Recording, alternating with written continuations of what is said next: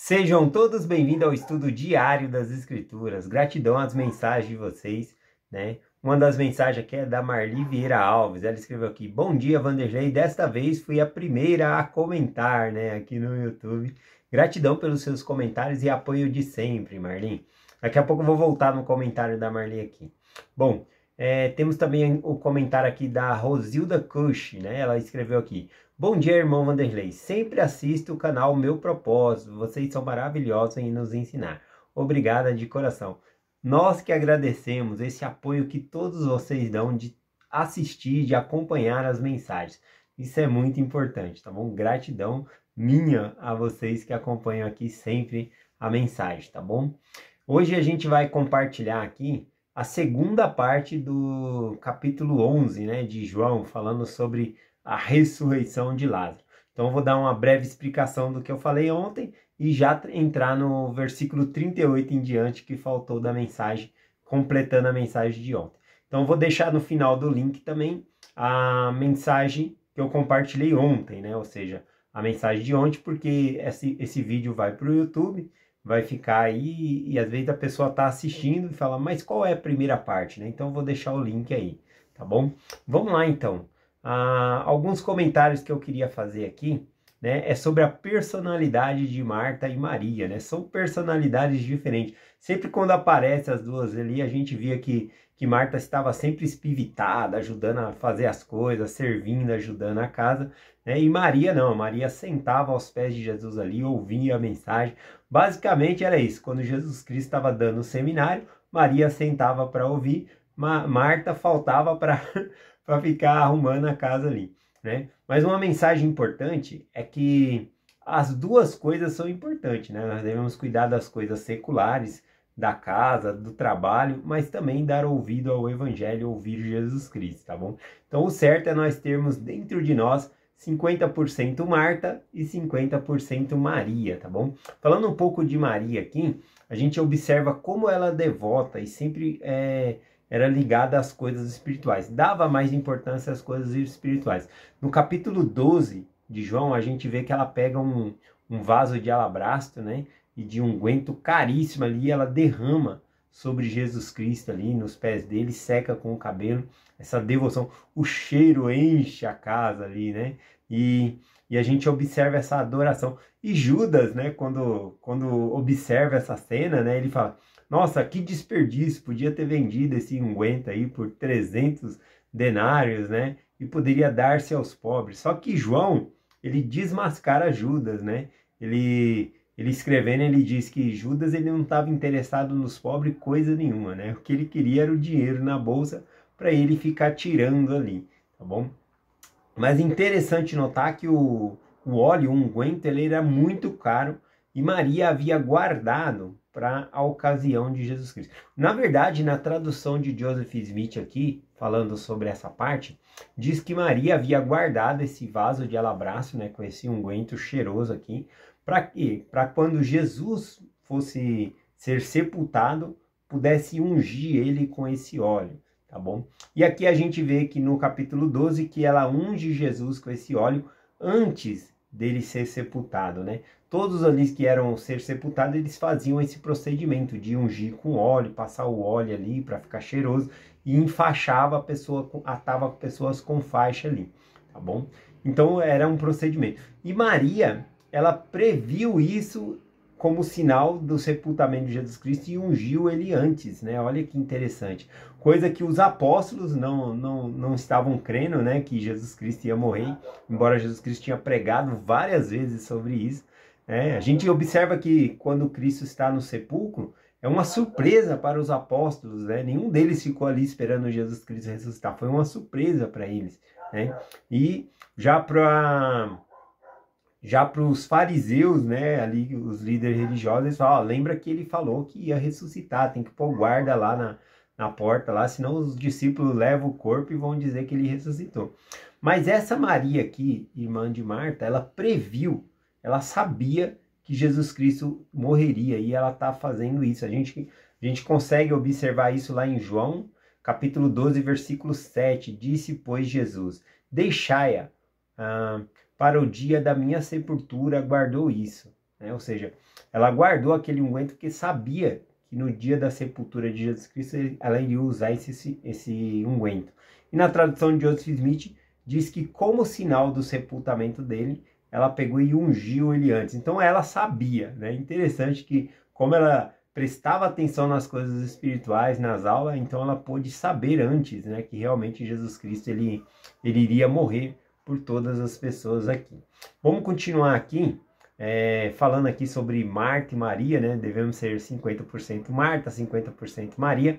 Eu lembrei de um bispo que eu tive, que teve uma família na ala, né, que teve ali um sepultamento, e a família sofreu muito, né? A pessoa perdeu ali a mãe, né? E a pessoa estava inconsolável, né? Muitas pessoas estavam junto ali, consolando. Enquanto essas pessoas estavam consolando essa pessoa que estava inconsolável, o bispo ele estava centrado no que ele precisava fazer. E ele organizou todos os trâmites, né? Para ajudar o sepultamento daquela pessoa ali, né? Então, só quando não tinha jeito mais, ele falava, o que está faltando aqui agora, né, na parte da gente, tem que ter alguém da família para assinar, né? Ele ia lá e buscava a pessoa, já resolvi tudo lá, tal, só vai lá e assina, né?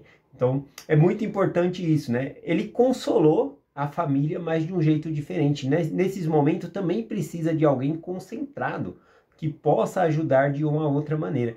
Então, eu gostei muito do comentário, falando sobre isso aqui, do comentário da Marli, né? Eu peguei o áudio dela aqui, vou compartilhar com vocês. Eu cortei parte do áudio, tá bom? Para não ficar tão longo. Mas olha só o que a Marli fala sobre essa parte de ser Marta e Maria, falando do exemplo do bispo, né? Como ele deu suporte àquela família ali. Ela diz o seguinte aqui, ó.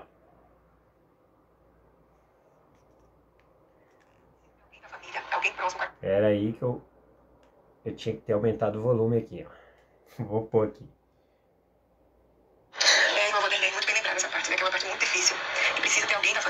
Próximo, com a cabeça boa, para resolver todos esses trâmites legais, porque é muito complicado.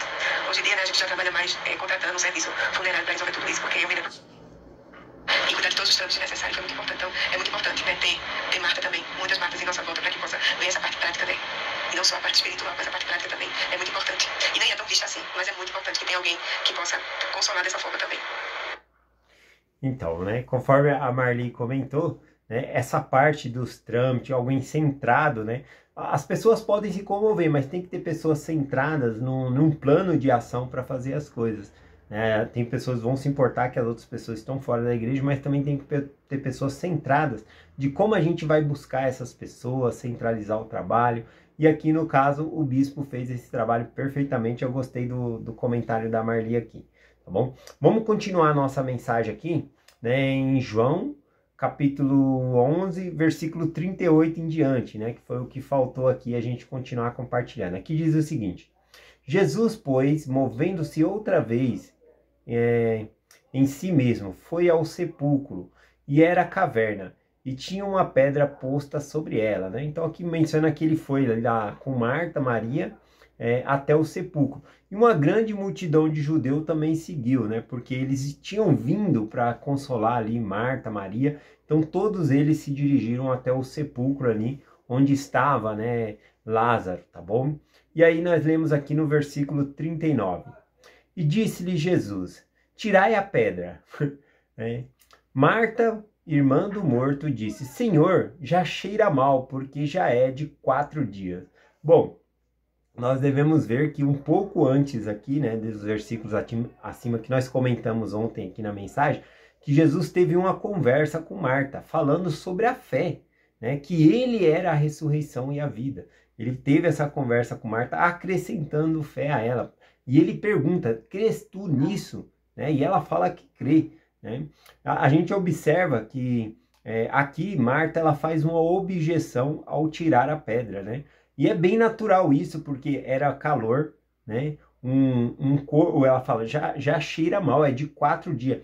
Em 4 dias, naquele calor, o corpo já estava em decomposição, já estava cheirando mal, né? Então é como se ela falasse assim, Senhor, mas vai tirar a pedra, tá fedendo, né? E minutos antes ela tinha falado, eu creio, Senhor, eu sei que o Senhor é o Cristo, né? Então ela proclama a fé dela, mas na hora de tirar a pedra aqui, ela fala, mas está fedendo, né? A gente observa que Maria, que não faltou nas aulas de seminário, ela não faz uma objeção, ela confia no mestre. Não que ela não ficou surpresa, ela ficou surpresa também de Lázaro ser levantado da morte. Mas ela não questiona as ordens do Senhor, né, de tirar a pedra aqui. Então é bem interessante essa parte aqui, tá bom? Então Jesus mandou tirar a pedra e ela falou, mas Senhor, tá fedendo, já faz 4 dias, né? Vamos continuar aqui o versículo. Acredito eu também, né, que Jesus Cristo conversou com Marta antes a respeito da fé, ele é a ressurreição e a vida. Por quê? Porque ele queria acrescentar mais fé a ela, tá bom? A gente observa que quando Maria veio para conversar com Jesus, ela adora Jesus ali, mas ele não tem uma conversa sobre fé, né, com Maria. Maria não faltou nas aulas do seminário, né, não precisava pegar essa aula extra aqui com Jesus, tá bom? Vamos continuar aqui. O versículo 40, então, disse assim, Jesus responde, né, para Marta, e disse-lhe Jesus, não te disse eu que se creres verás a glória de Deus? Então Cristo realmente tinha falado para ela, olha, se você crer, você vai ver a glória de Deus. E essa era a glória de Deus, né, que ele iria trazer Lázaro novamente à vida ali, tá bom? Versículo 41, tiraram, pois, a pedra de onde o morto jazia. Então, após essas palavras, tiraram a pedra ali, né, da onde Lázaro havia sido colocado o corpo dele. E Jesus, levantando os olhos para o céu, disse, Pai, graças te dou por me haveres ouvido, pois eu bem sei que sempre me ouves, mas digo isso por causa da multidão que está em redor, para que creiam que tu me enviaste. Então aqui a gente observa que Jesus Cristo está fazendo uma oração. E ele está fazendo essa oração em voz alta para que todos possam ouvir. Ele não quer pegar o crédito, falar assim, eu ressuscitei Lázaro, eu levantei ele da morte. Ele está orando a Pai, né, para que todos possam saber o quê? Que por meio do Pai Celestial, ele está glorificando a Deus, né, fazendo esse milagre aqui. Então, que ele é um canal de bênção na vida das pessoas por meio do Pai Celestial. Então, por isso que ele faz isso. Uma outra observação aqui é que Jesus Cristo levantando os olhos ao céu. Então, essa coisa de nós fecharmos os olhos em oração é uma tradição, né? Não é uma regra. Aqui a gente vê Jesus Cristo orando de olhos abertos. A gente pode orar, inclusive, se você está dirigindo o carro, conversando com Deus, você não vai fechar o olho ali para fazer uma oração, né? Então, você vai fazer a oração de olhos abertos ali. Então, é uma coisa de tradição. Uma coisa boa, porque quando nós fechamos os olhos, nós nos concentramos mais no Senhor, tá bom? Então, também não era da tradição se ajoelhar para orar, mas a gente já viu Jesus Cristo se ajoelhando, né, para orar lá no jardim do Getsêmani. No Velho Testamento a gente vê que Daniel se ajoelhava para orar, né? Então vai da pessoa, é uma maneira de nós adorarmos a Deus. Pelo menos 2 orações de joelho, eu acho que seria muito como conselho para todos fazerem, né? De manhã, à noite, antes de dormir, né? Eu acho fantástico isso, tá bom? Algo que uma autoridade geral falou também, que eu gosto bastante, é que nós não devemos deixar para orar na hora de dormir. Talvez você deveria colocar uma hora antes de dormir e orar. Porque quando você vai orar, seu corpo já está vai dormir, você já está esgotado, a cabeça talvez não esteja tão boa. Então se você ora 1 hora antes, 2 horas antes ali, é uma oferta melhor que você vai fazer ao Senhor, né? Eu gosto bastante disso. Então Jesus Cristo, ele ora aqui, né, ao Senhor aqui, tá bom?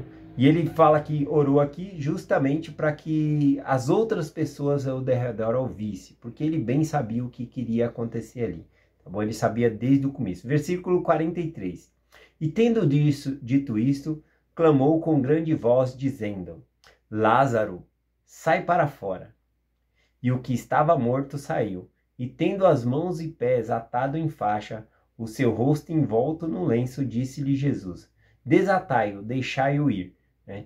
Então a gente vê aqui que as coisas que é para o homem fazer, ele deixa para o homem fazer. Tira a pedra.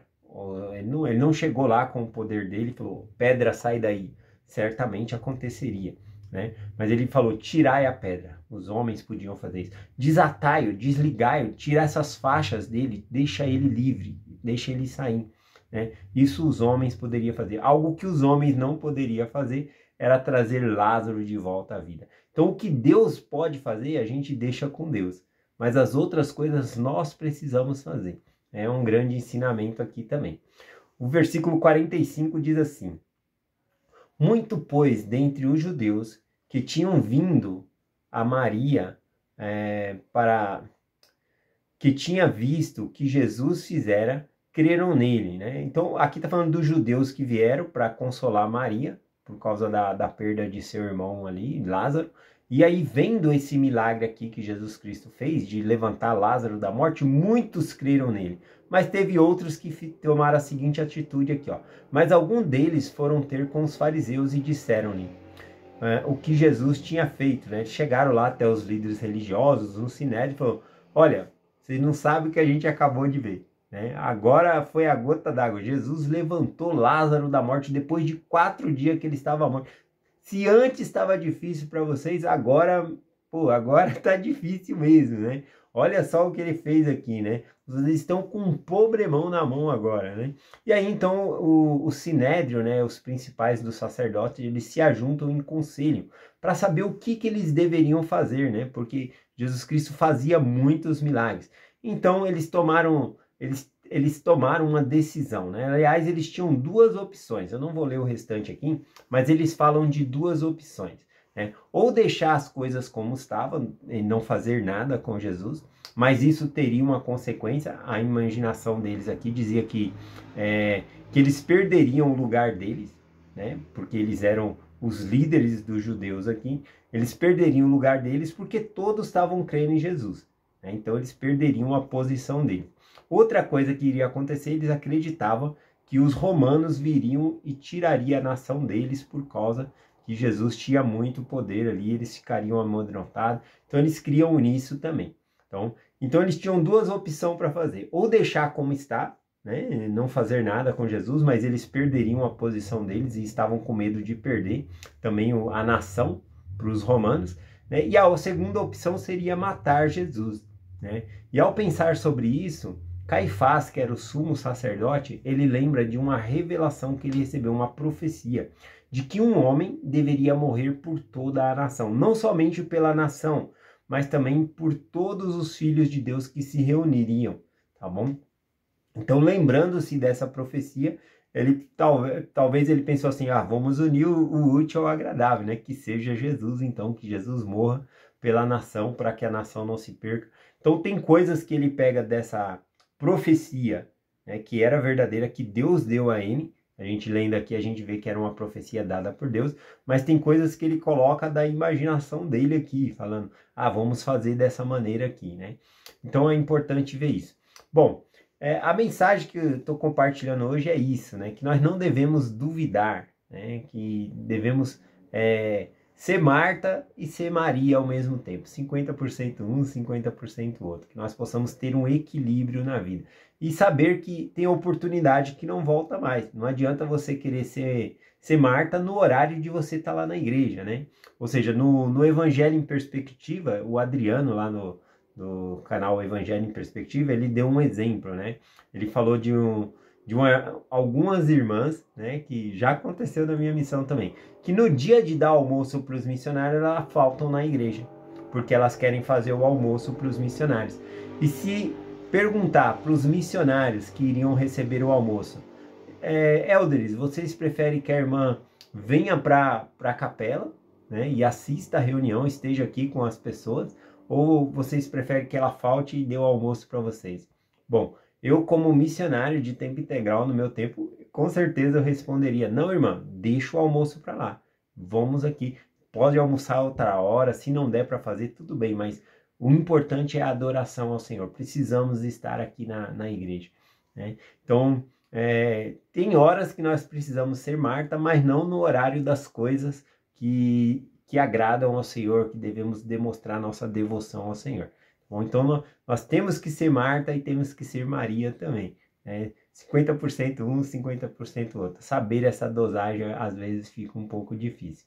Mas é essa mensagem que eu quero compartilhar com vocês. Que nós possamos ter uma fé grandiosa, né?